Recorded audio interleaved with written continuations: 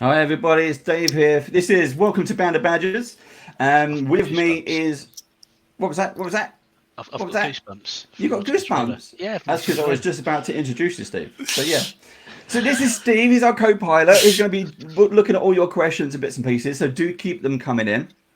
Um, but look, special guest, Matthias Johnson Hock. There we go. He's just practicing that in the background. Well, I was making sure I get it The right. second chance. Yeah, It's been well, yeah. perfectly, actually, perfectly.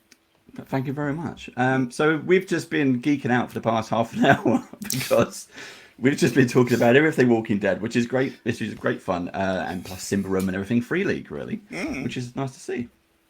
Yeah, Um, a little bit unfortunate for the viewers because we have almost covered everything there is to know about the we've game already. we've So done, yeah. We it was can. nice of them to show up, though. I would say. It was. It was. It was good. Yeah. So thanks very much, and we'll leave that one.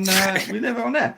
However, if you, the audience, joining us live, thank you very much. If you have a question, don't be shy. Do use the the clickety clacks. I don't know.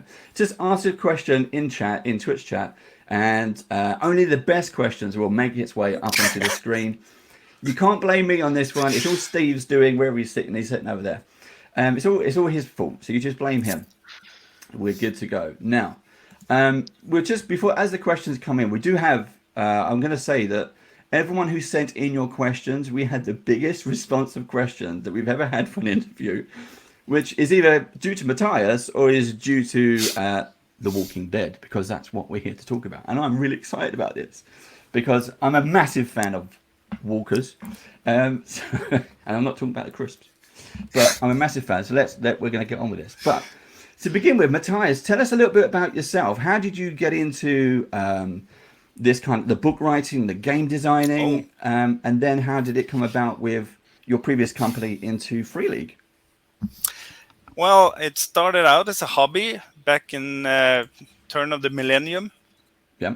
Me and a group of friends here from the north of Sweden, Umeå, we decided that studying and settling down with family or girlfriends and then families and such, and then having careers wasn't really everything we needed out of life. So we went ahead and decided to make a role playing game.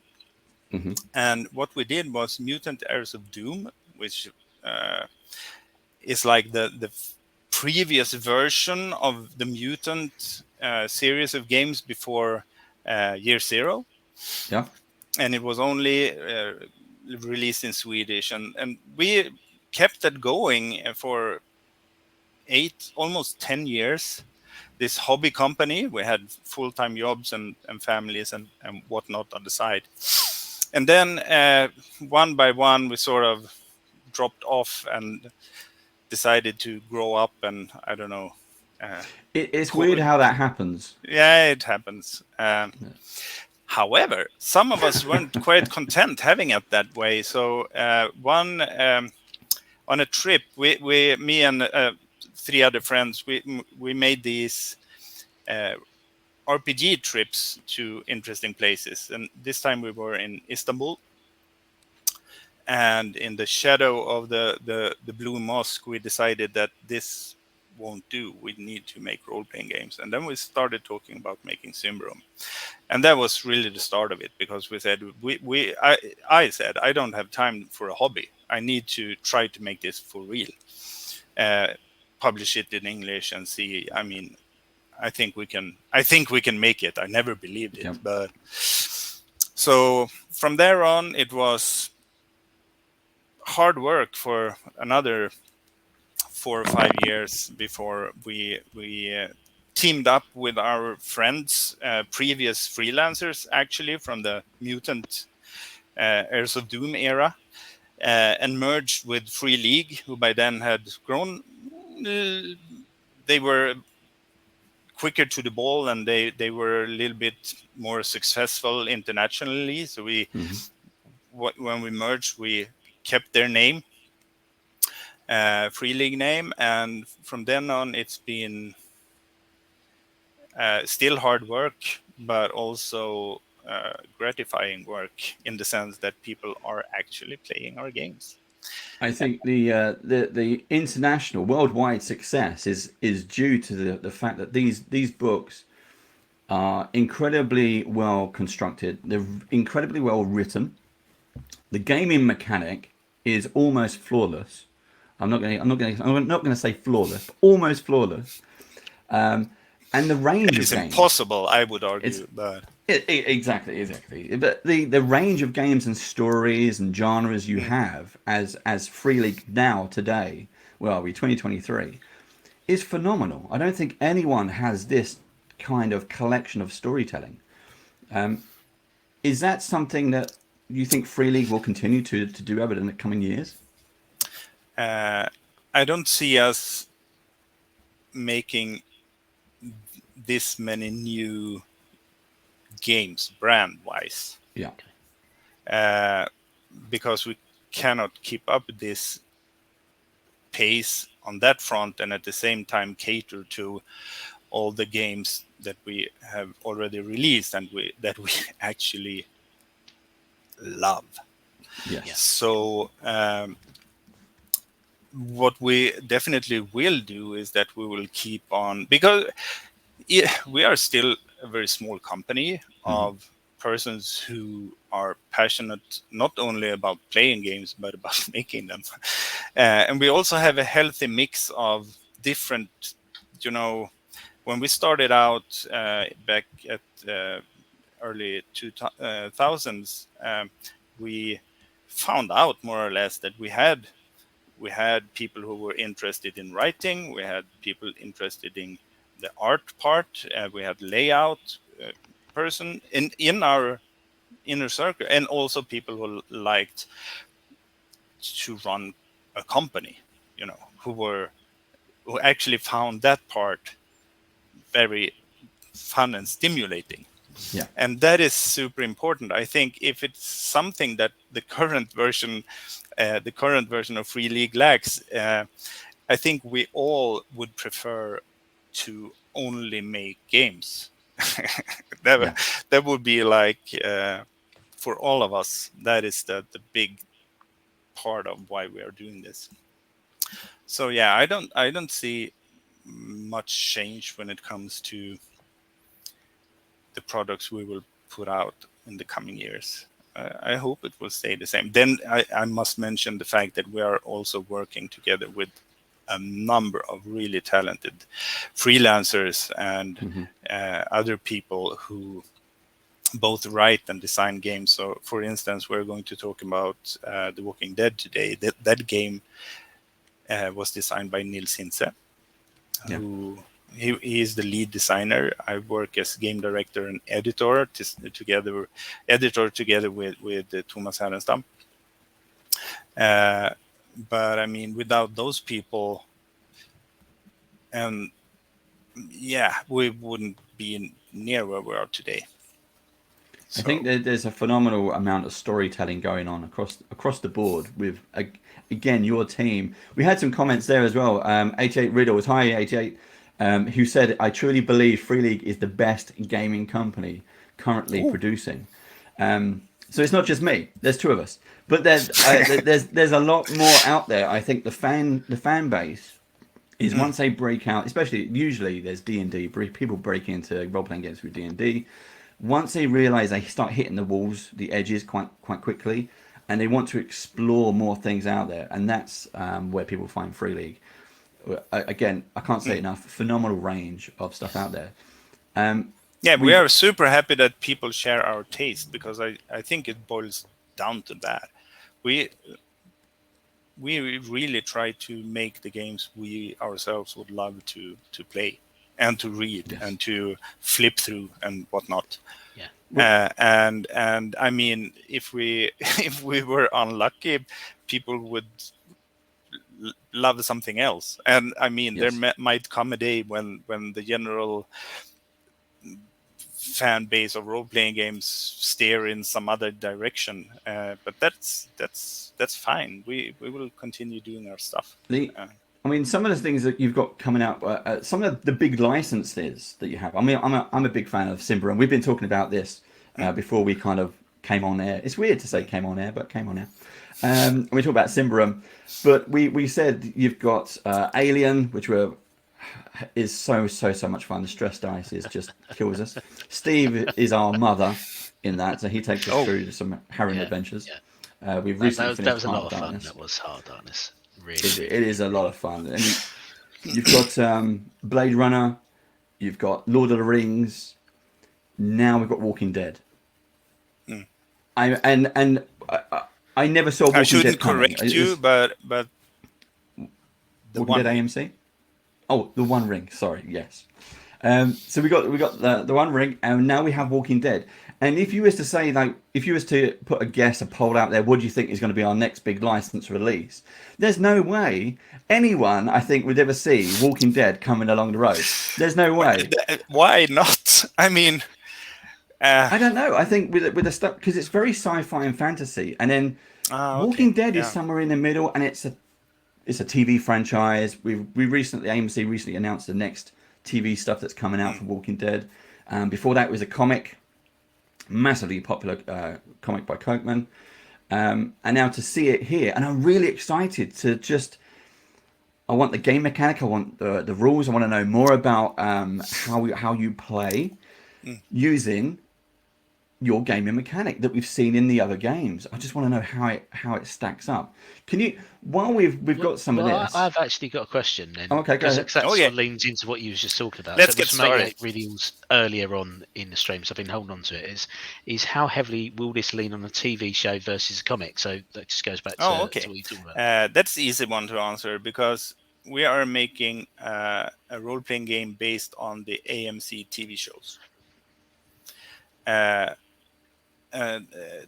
said, I don't think that anyone who want to pull stuff from either the comic books or from other TV shows that are similar, or from the Telltale video game series or whatnot, it should be fairly easy to draw inspiration from a lot of sources for this particular game. It really lends itself to telling the story that you want to tell. Yeah. We will come back to this later on, but so basically the game is based on, and it is for the TV series, and not only The Walking Dead, but Fear the Walking Dead and World Beyond and so on. The whole universe, AMC universe. Yeah. Which is a nice way to put it, because that with the AMC announcement a couple of weeks ago, that really turns into something that it's not the end of The Walking Dead as we know it. There's more to come. This is actually the beginning, and that's so cool. We get to be along for the ride when this universe really starts to evolve and expand. And we are, albeit a small one, but a part of it all. So, and yeah, that's really cool.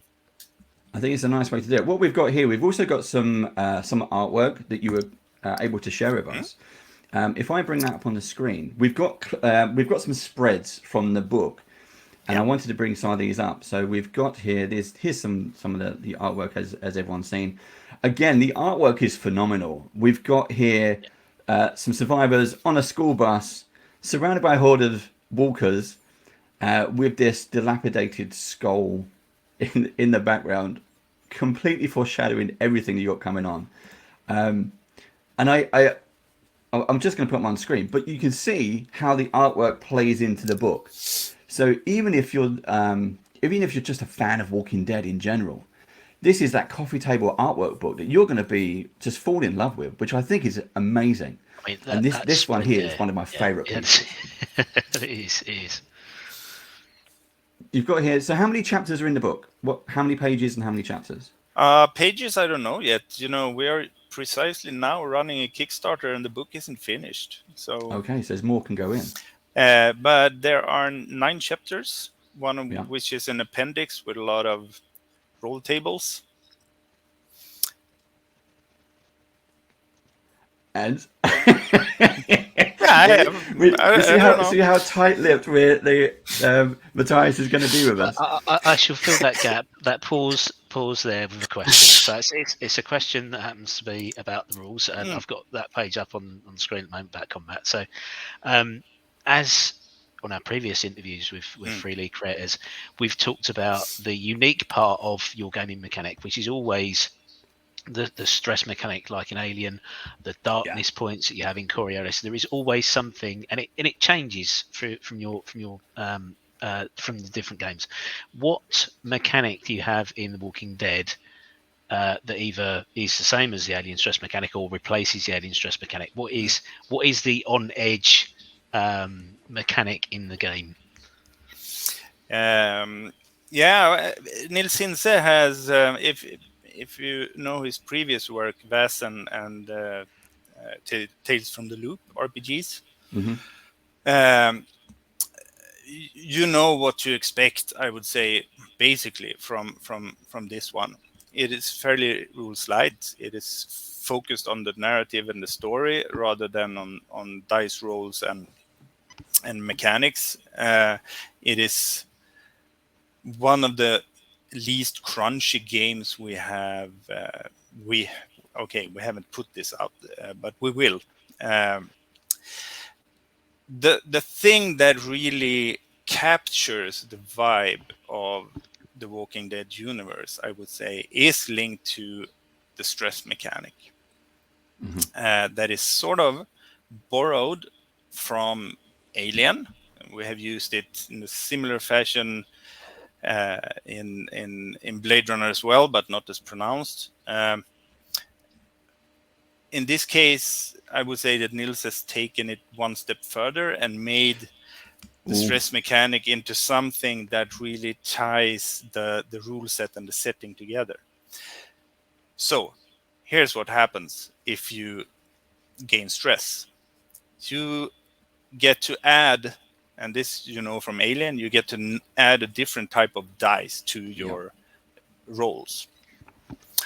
And this is called the stress dice.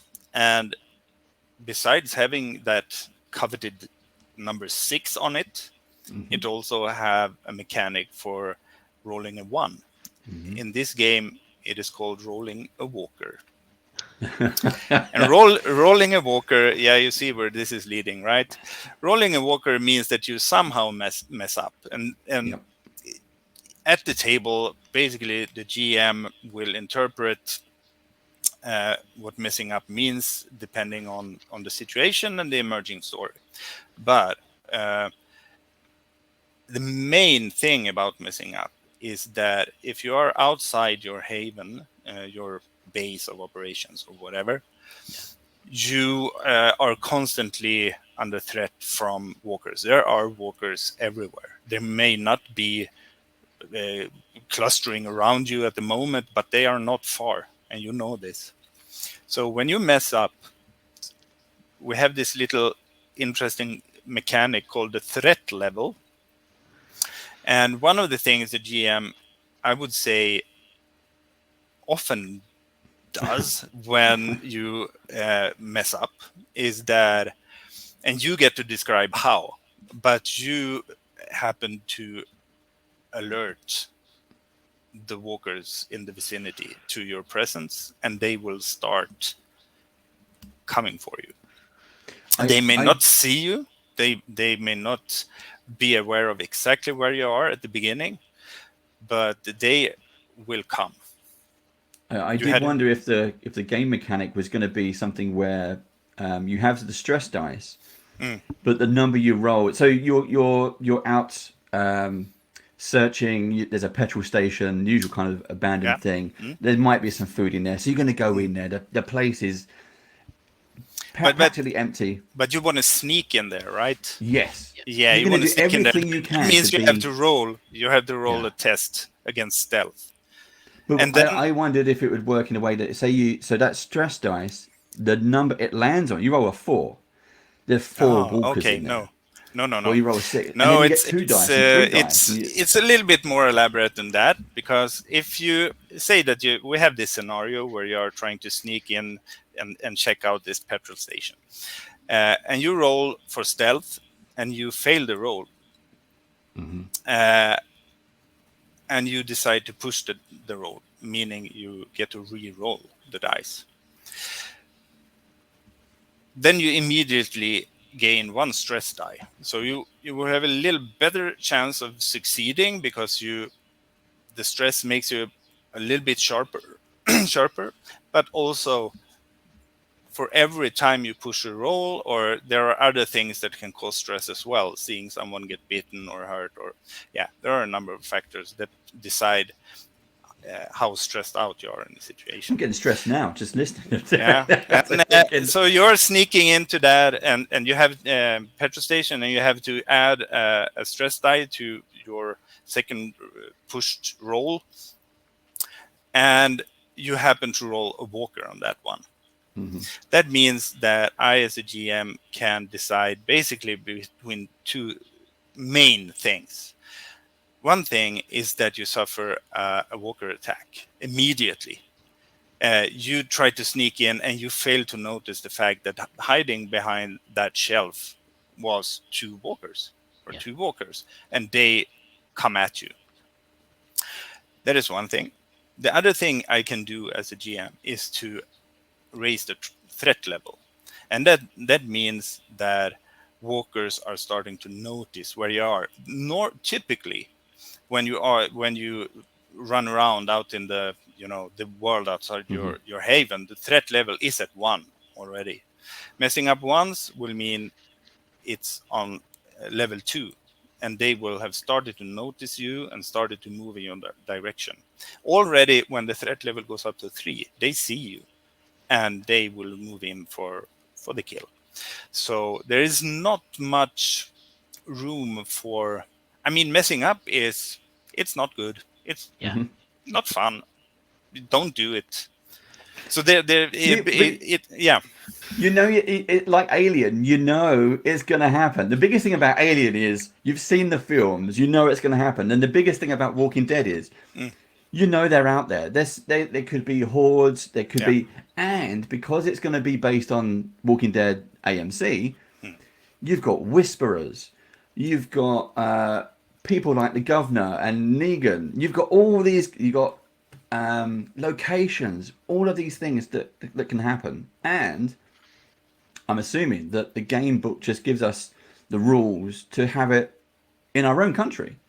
So you can place it wherever this is you Walking wish. Dead UK. So I mean, all you need basically is an area map of. I was fooling around with the other day in an interview and suggesting that maybe the Sherwood area, Nottinghamshire, and just place it there. Sherwood Forest, full of walkers. I'll stay in London. Thank you very much. Well, I mean, we've often had conversations about where we would go if there was a zombie outbreak. Like, what would be your go-to place if a zombie outbreak ever did occur? I would definitely look to some island, I think. I'll be on an oil rig straight away. That would be my go-to place. No, I don't know. I haven't really thought of it, to be honest. I have another question. I thought you were going to say I have really been thinking about this, and I have plans, and a go bag. No. I mean, I drive a lot, so I have a lot of time to think. So we were talking about like Negan and the towns and the cities we've got in the AMC universe. So the question from Ahmed Courts was: will there be fortification elements like in the comics and TV shows, or will the game be more focused on adventures when out scavenging for supplies? That's a good question. Yeah. Is it going to be around maintaining your haven, or is it more campaign based? Both. And I love this part of talking about The Walking Dead, because when I get to say this, I talked to Neil Sinse a while ago, lead designer, as I said, and he basically put it like this, that he has designed the game based on what happened in the TV series. So everything that happens on screen should be possible to explain and understand using the rule set? A natural consequence of that answer is that yes, there is rules for there are rules for both expanding your haven in the terms of how many people can live in there without starving. There's also something called the defense of the haven, defense value, and that is obviously different sort of fortifications and ways of trying to prevent both walkers and hostile factions from entering your home base. Again, it is rules light. It is not super complex, and it is more or less you have a figure between 1 and 6 to determine the level of both capacity and defense. And you can improve this number by launching projects that require manpower and certain materials, and also people with the right kind of skills. And it takes some time before the number is raised from 2 to 3 or 3 to 4 and whatnot. But exactly, it's not like if you build a castle of stone, you will have defense 4. It is much more.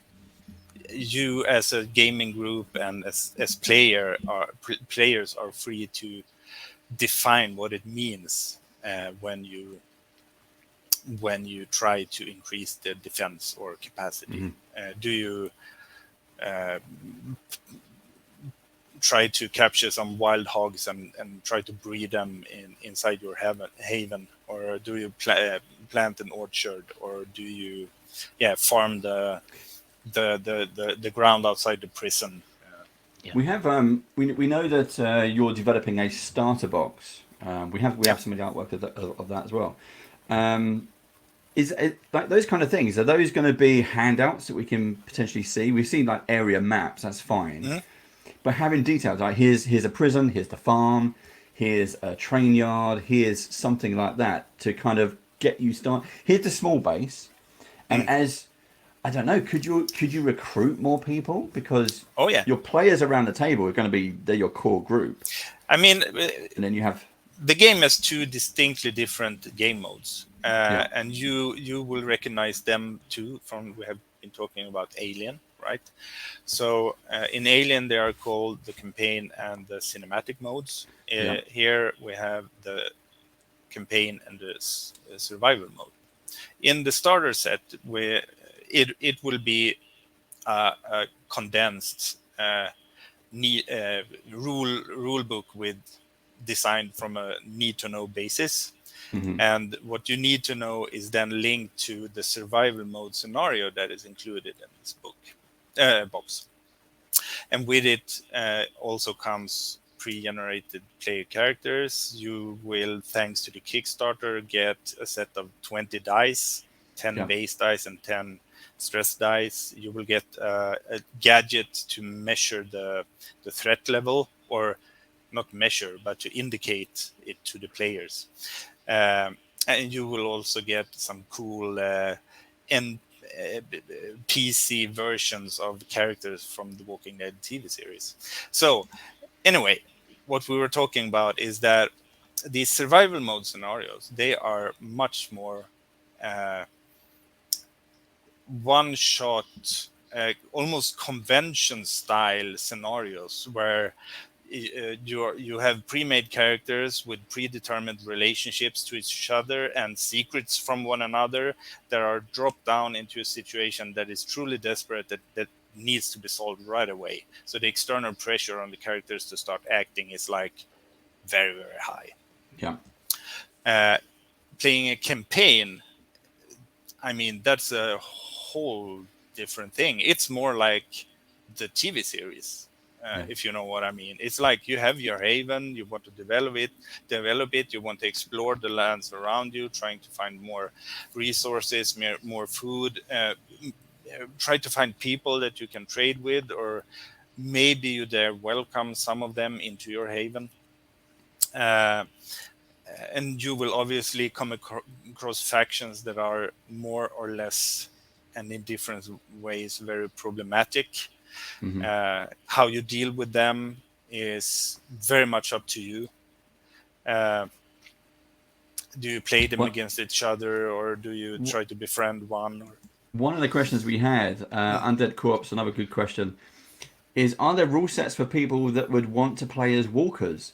Now, when you think about this in terms of Alien, could Ah, someone get bit and not tell anyone, and then take that infection back to base? If it, say you know, but like in but but Alien, you have the cards, yeah, and you get okay, you're infected now.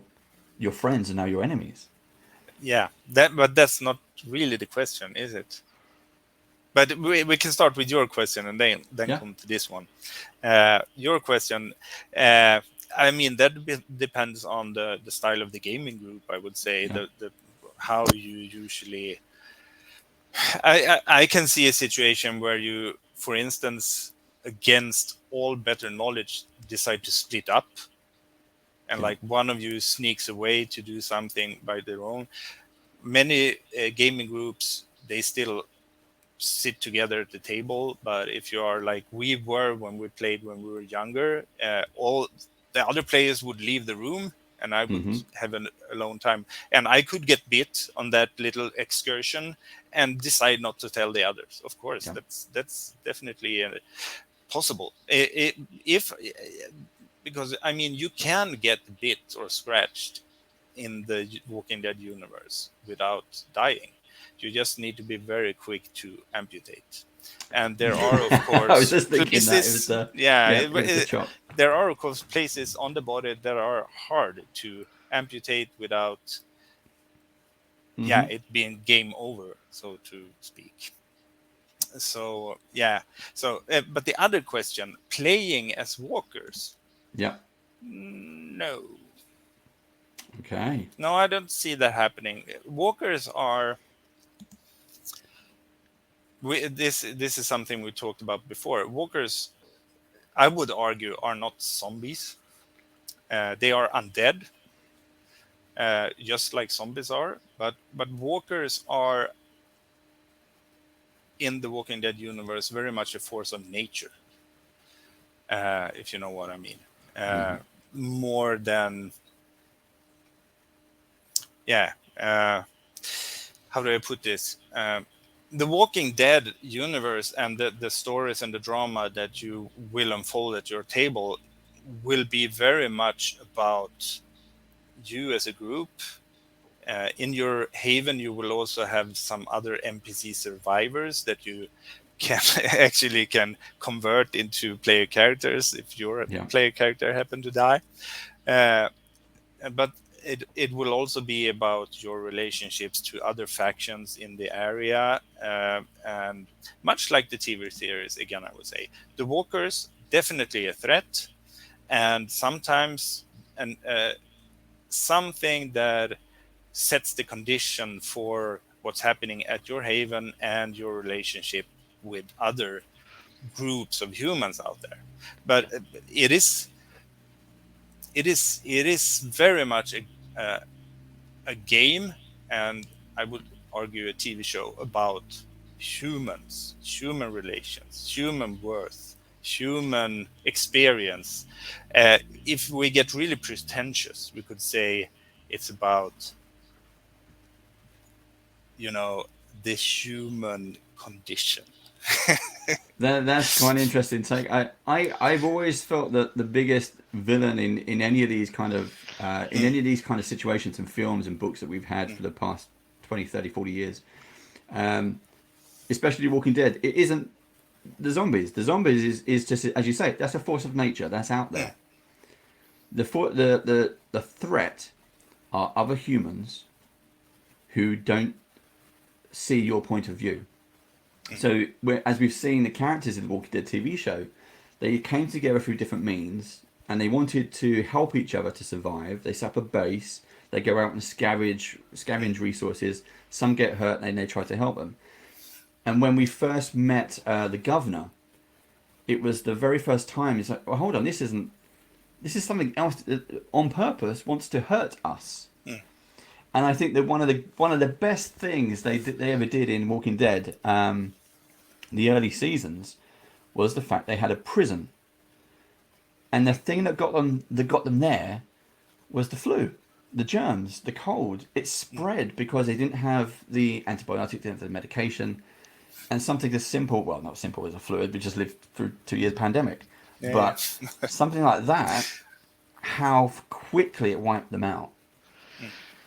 And it Funny you should was, mention the prison and the early years, because I do have another question. okay. So, are there any rules included to handle the early days, like Fear the Walking Dead? Good question. Yes, there is, but there actually this game is meant to be played, and I hope it does play really well, no matter where on the storyline you decide to start your campaign. And the same thing applies to the where. So you can start at the outbreak, or you can start at the after season 11 of the TV series. Yeah. You can play in Atlanta or the Georgia area, or you can play in Sherwood Forest, or I know that Nils Hinze played a whole campaign set in Sweden with his group. So yeah, and you don't need special rules for it. I see a lot of people asking for area maps and so of different locations, but I mean they are out there. You can find maps anywhere these days, and it's super easy to scale them to size and use them for playing, so that's not a problem. That'd be quite cool, just to turn up to an in-person gaming session with an ordnance survey map that you've drawn over in red and blue areas. So Blue Kitten asked a question ages ago. I'm going to put it up on the screen now because we talked about the starter set. So the question is, will the solo mode be officially put in the book?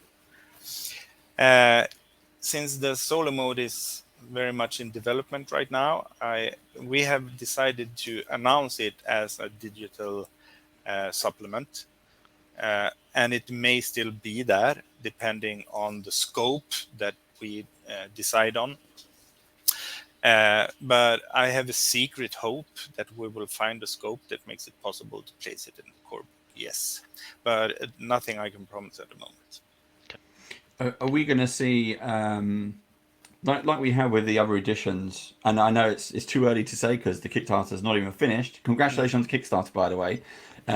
Obviously, you hit the goal in the first 5 minutes or whatever, and off it's go. Are we going to see more adventures and support material for this game? I'm assuming next year, rather than this year. We by now we are 7 days, you can say, into the campaign, the Kickstarter. 8 days even. We know for a fact that there is an interest out there, and quite a strong one at that. So we will start planning more in detail what will come over the years ahead.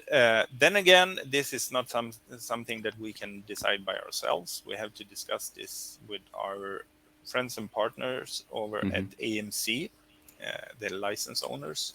So, and it is too early to say what will happen, but I see a great chance that we will see more survival mode scenarios. Most likely boxed ones. The fun thing about these survival mode scenarios is also that they will include locations and even characters from the TV show. Yeah. And you, as a player and a player character, you may not even realize this until maybe after you have played everything, because you will meet some dude at a bar sitting alone drinking whiskey, and it's not until after that you realize that, oh, it's that guy that I know from Fear the Walking Dead, whatnot. Yeah. So You that mentioned is one thing. you mentioned format of the new items. There's the support documents which will be coming out. Like Alien, you had those kind of skinny box sets. So That's Destroyer of Worlds, Heart of Darkness. They're fantastic. They're Yep, they really are. really nice. You get a great collection of items in there. And yeah, I that love the is soft books as something well. that I just now realized that I didn't really answer one of your previous questions, so I can take that one now. These the box starter set that we have now, and if we do similar to the cinematic scenarios of Alien, you will probably see a box with 2 or 3 survival scenarios in that box, and also including location maps that are not only the big area maps, but maps of the places that you actually visit during the survival mode scenarios. So that is what you will find in this first starter set. Do you have Also, any do you have any plans to expand on the tabletop playing areas? You haven't like for Alien starter set, it's cardboard tokens. yeah. Are we gonna start to see miniatures? Are we gonna start to see well, not walking, but walkers as miniatures and Oh, player that would be cool. characters? That would be cool. Like fill a valley like Alpha did with like Yeah, a gazillion walkers, but interchangeable in resin. Yeah. faces. Yeah. Uh, no, we don't have any plans to make walker minis at the moment. Okay. This is I would say one of the games we love Theater of the Mind Yes. because it the table and the figures and whatnot have limitations. The mind fewer limitations, I would say. So if we can tickle that nugget and make it produce even cooler imagery than you can stage at your table, that is what we're primarily looking at. But I mean, I don't know where this will take us. We'll see. We have some plans for instance, you will see the skirmish game for Mutant Year Zero called Zone Wars Yeah. coming out pretty soon. So there, obviously, you will have mutant minis, really cool ones, I must add. I've played, tested it, and love it. I did get the Towers from the Loop board game. Oh And yeah, that there's was another really example. nice. Really nice selection of the different types of things you could get.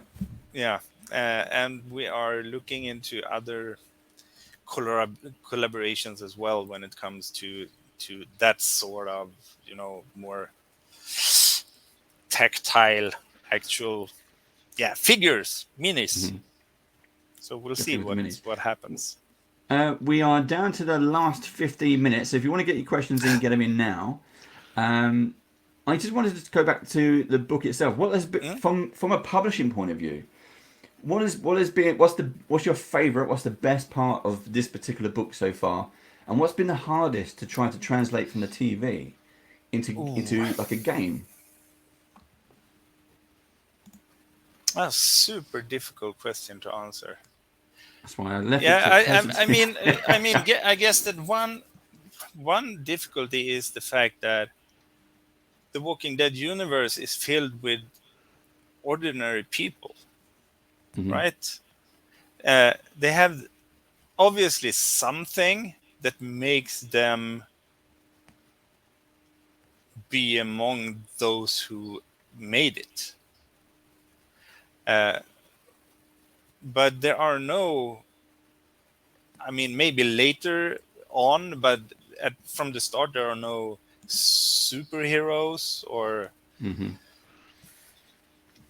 So one of the things is to gamify ordinary folks, you know, and I think what we have done in this case, or what Nils Hilse has done, is that the archetypes that you don't have to, but you can use as a basis for creating your player character.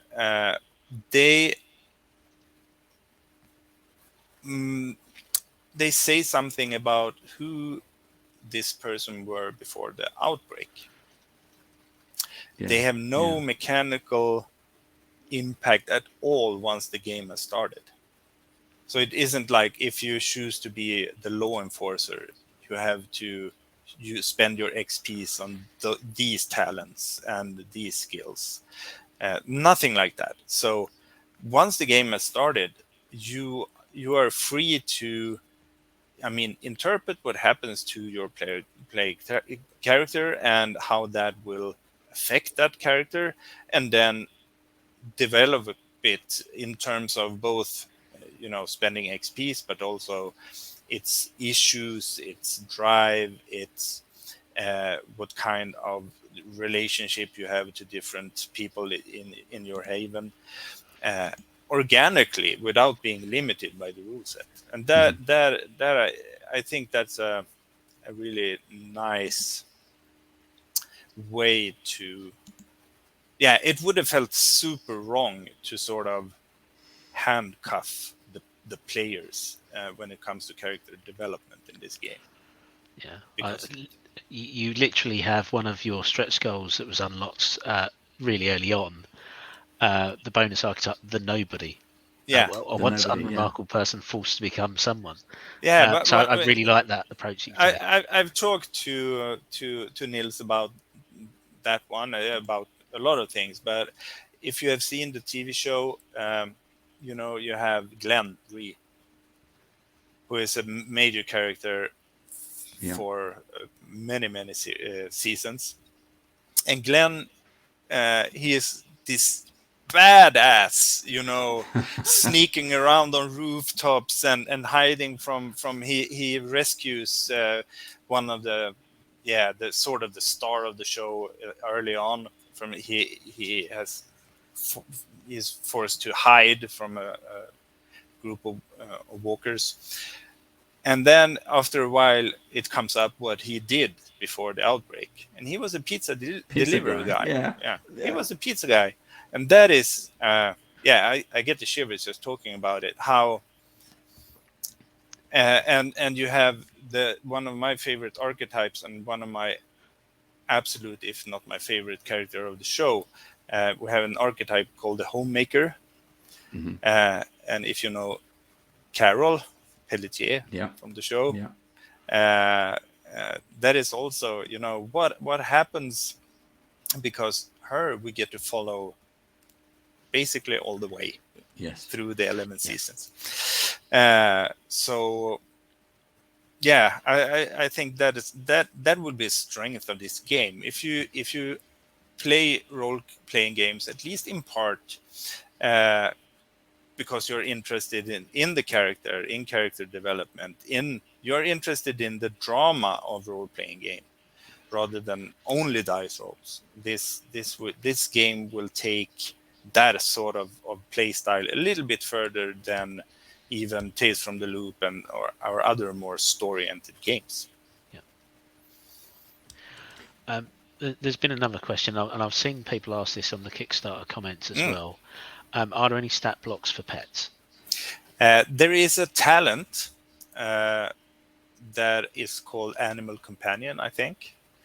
Talents are sort of a second layer of skills that sort of lets you use the skills in a more focused way in certain specific situations.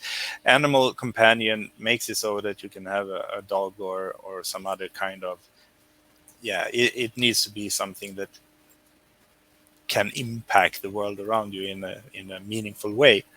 It can't be, probably it will not be a mouse or something like that. small.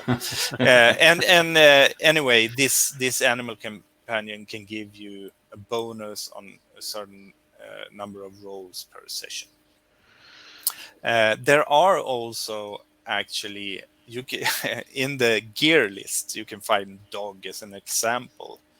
The gear lists aren't super duper long. They are more about giving you a varied number of examples that you can have as a point of Again, departure. you said it's based on the AMC TV series Walking Dead. So then you've got Ezekiel at the Kingdom with a tiger, and then in his life before he was a zookeeper.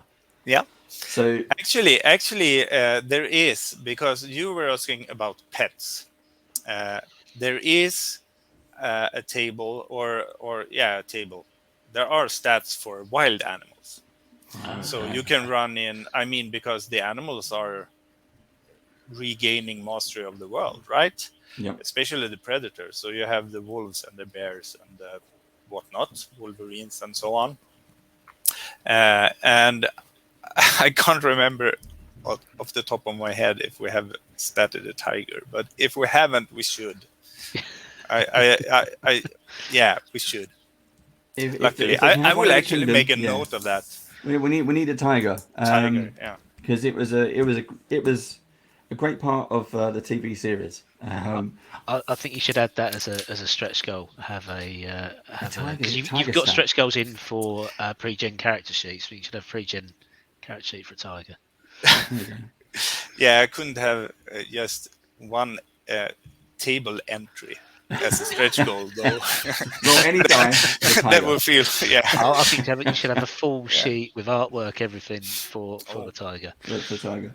I have another question that's come up. We've got this particular artwork from the page, and I've read through the pages that were shared, and there is really interesting stuff. But there's this thing on this one that says, "Is it dear James?" And then there's these personal notes. Yes. Is that reflected through the book?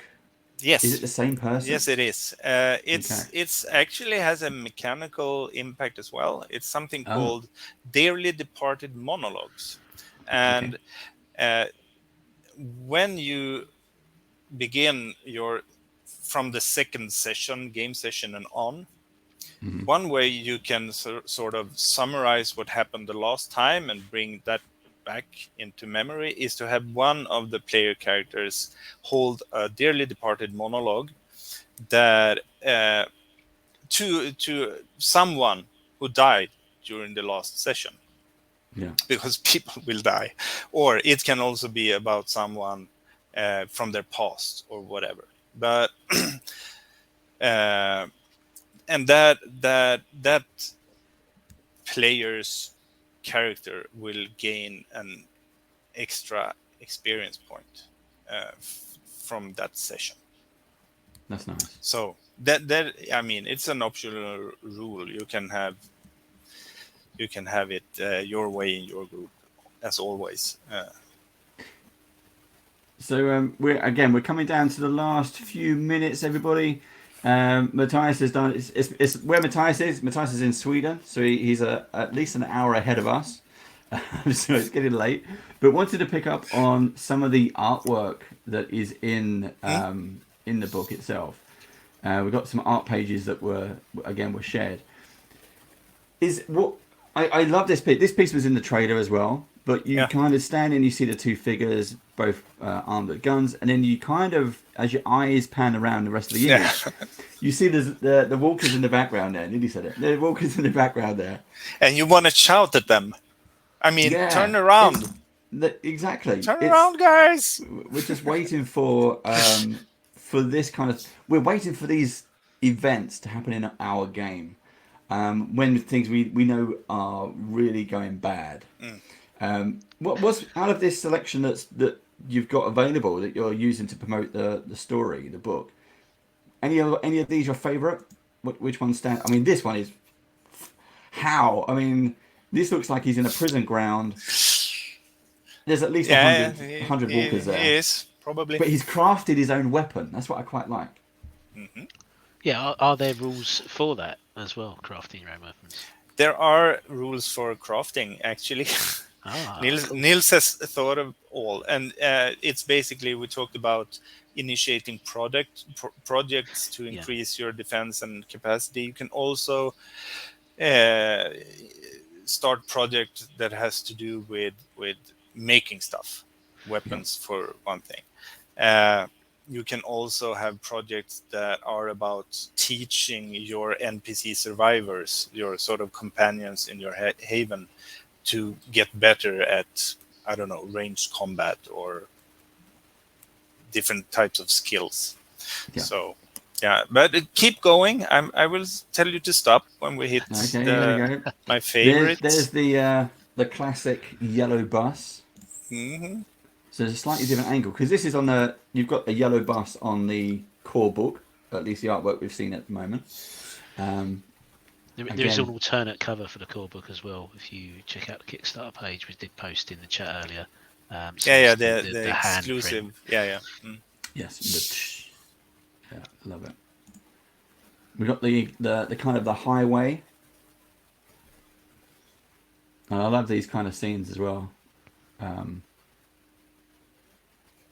I think that's one of my favorite bits from The Walking Dead because it's aged, and then it had like a couple of time jumps. We've really seen how nature, the green nature, has overtaken things and stuff's being left behind. Things just rusts and falls apart. I really love that aspect of it. Another great fighting, and again, not necessarily homemade armor, but just bits Yeah. and pieces. Mm. Just Yeah, something there to are protect you. rules for armor in the game as well, but it's not. Yeah, you can use what is in there to. Uh, there are, I think, 3 levels of armor in the core book, and of course, if you patch and build it by yourself, maybe you can find another level of armor that you can use. Mm-hmm. We've got another highway. So this is my favourite because it's a classic image. Yeah, it feels very much like season 1, Yeah. doesn't it? Yes. Yeah. Phenomenal artwork. There we go. This is my fave. And actually, do you have it more zoomed out? No, this is it. We have it from the book, the spread, and then we have it on here. Okay. But not the zoom. But the zoom one, you've got the door. No, the I window love above this the one door. because I think one of the cool things or important things that the art in a role-playing game core book should do is to portray characters that you feel you want to be. And I can see myself play all 3 of these easily any day. So no, I think this one is really nice. I think this one is probably the most disturbing. Again, no, I think he knows what's happening behind him as well. Yes, and that's that's the bit I find more disturbing. It's not the fact that we've got the walkers who are quite deteriorated. They've been in there a long time. But yeah, it's just like maybe they found a camera or found a Polaroid somewhere, and they're just what's this thing do? Again, we don't know when in the timeline this is. I think maybe he's super pissed at his mom or dad, and he just to demonstrate or make them scared for him, or he just goes up and stands in front of these walkers. So it's weird how everybody interprets it. It's different because my take on this one was, he's a kid, he's out there possibly on his own, but don't threaten him, don't mess with him because he's got zombies for backup. That is, he's not afraid to use them as well. Yeah. Because it's only it's only going to be like a thin pane of glass as well, isn't it? It is. Yes. We have got some other questions, and I do apologise for not throwing them up. But we are at the hour mark, so and it is stuff that we sort of discussed off stream. So I'm going to just very touch quickly on what Matthias was talking to us about stretch goals, and I will put this question up. So is any possible having swag items as stretch goals, stickers, challenge coins, etc.? So the response from Matthias earlier was it really depends on what it is, because difficulty with stretch goals is getting partners to agree, and also you've then got the challenge of delivering those stretch goals at the same time as your core Kickstarter product. Yeah, it's mainly about that. We not promising any stretch goals or coming up with any stretch goals that will mean that the delivery of the product will be pushed back, because that is not fun. So we have to be a bit careful with what kind of stuff that we promise in terms of stretch goals. There was a question about, I think it was 88 mentioned about Gen Con. We talked about this earlier. Is Free going to be at Gen Con? We mentioned Gamehole. Yeah, I will go to this last year and the year before that, and I don't know how many years it is now that me and Thomas Herenstam have both gone to Gen Con together with some other partners and friends. This year Thomas will go to Gen Con with his family, actually. So they will help out, I think, at the booth or the cubicle.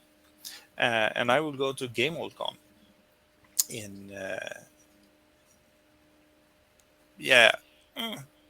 now I lost it again. Madison.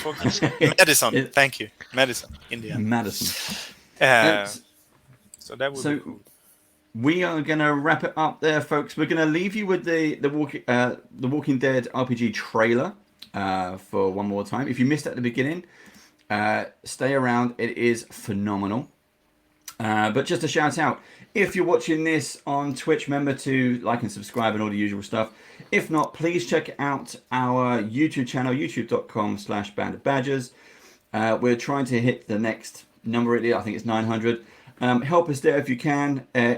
Just tell your pets, your parents, your friends, your neighbors, those strange people at the bus stop. As long as they're not walkers, just tell them, because we don't want walkers on the channel.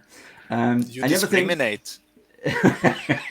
Discriminate the undead who may infect me, yes. Quite possibly. Now, also stick around, join us again this week on Saturday as we start our brand new, we're keeping it Free League. We have a brand new campaign. We are doing Alien. This is one of the writers on Alien RPG, Dave C. Mark. He is going to GM. He's going to game master some of the badgers, including me, because I get a day off kind of thing, on a very special mini series. So we're going to be doing that. Do join us if you like Alien, you want a bit of scary, or just want to see us die horribly, really. Roll some stress dice. Do check us out there. Matthias, thank you so much for staying up late and joining us. It's always a pleasure to talk to Free League people. We love it. We love your books. We love everything you do. We're watching the Kickstarter eagerly. It's now hit 4,961 backers. So all because of us. 9 to go. That's what we like to say. Cool. Thank you for having me. I love talking about games. So the fact that it's a little bit late, that's okay. I just can't make a habit of it, because then I don't have the energy to run that Kickstarter. I'll remind you again when we get closer to the next Symbaroum launch. Is that going to be this year? Oh yeah. Oh, and just what's next?